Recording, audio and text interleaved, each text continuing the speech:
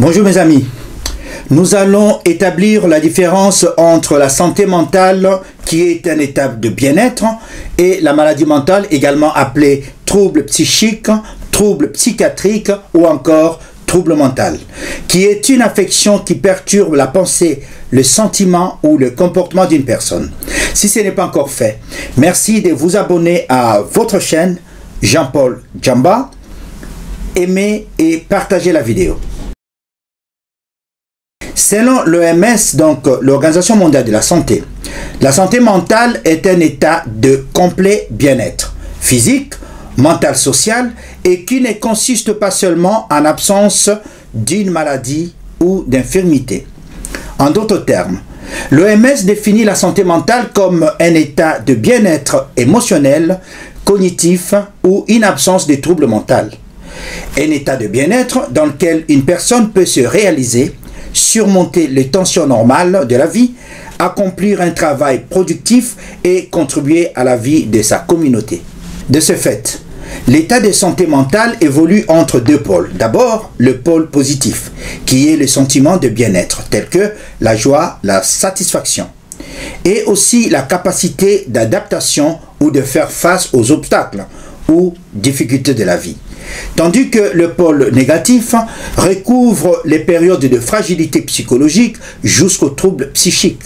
L'équilibre entre ces deux pôles définit l'état de santé mentale d'une personne. Pour conserver notre santé mentale, il faut un environnement familial et professionnel bienveillant. 2. Il faut profiter de la vie. 3. Il faut avoir la reconnaissance des autres. 4. Il faut avoir un accès facile aux soins. Et ensuite, il faut les ressources individuelles de la personne. À savoir, il faut la capacité à demander de l'aide. Une personne doit aussi avoir la capacité à reconnaître ses émotions, à gérer son stress tout au long de la vie. Ce qui n'est pas facile pour tout le monde, car devant une même situation, un même problème ou événement, deux personnes ne réagissent ou ne réagiront pas de la même façon. Plusieurs choses peuvent avoir un effet sur notre santé mentale de façon positive ou négative. Le stress ou des situations stressantes. Par exemple, s'adapter à un nouveau pays. Vivre de la violence, des traumatismes, de pertes, de la discrimination ont un effet négatif sur notre santé mentale. Les conditions sociales et économiques. Notre mode de vie, c'est-à-dire l'alimentation, le manque d'exercice physique, la consommation des toxiques, du genre alcool ou drogue, les systèmes de communication professionnelle, téléphone, courriel ou mail, SMS en dehors du travail, envahissent au fur et à mesure votre espace personnel ou privé. Conduite à tenir, faire une rupture, bien séparer l'espace professionnel et l'espace personnel ou privé. Le facteur d'isolement ici en lien avec la crise sanitaire que nous vivons actuellement, depuis quelques temps avec la Covid-19. La distanciation sociale, les cours à distance, le télétravail ainsi que tous les autres facteurs d'isolement ont eu des effets néfastes sur la santé mentale d'un bon nombre de personnes.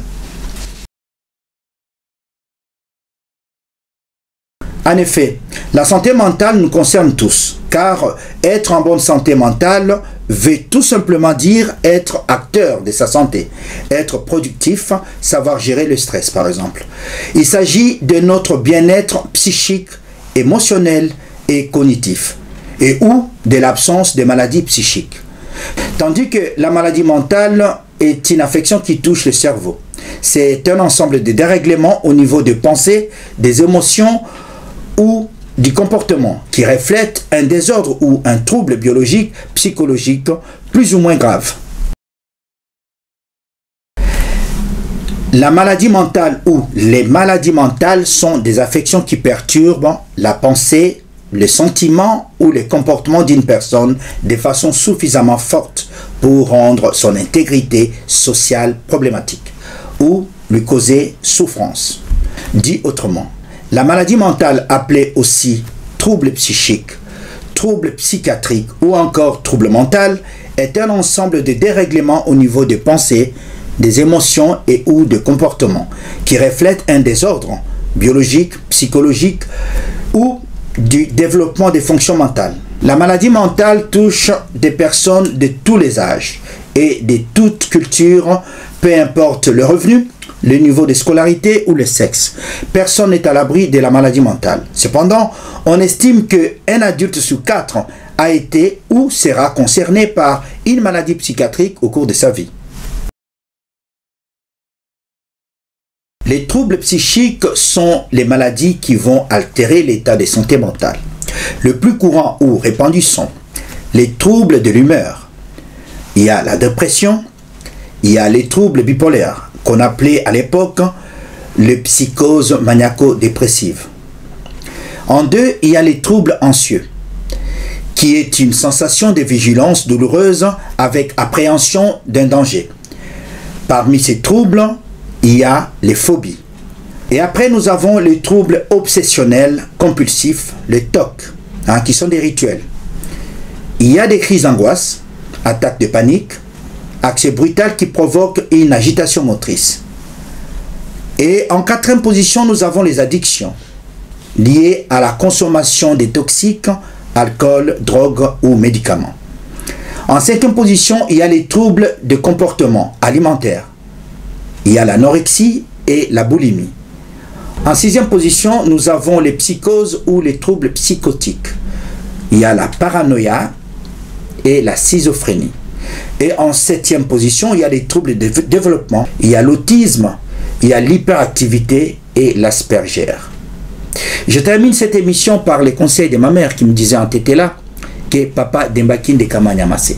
Ce qui veut dire en français, papa, être en bonne santé est beaucoup mieux que d'avoir un bon repas composé du riz, de la viande et du poisson. Je vous remercie.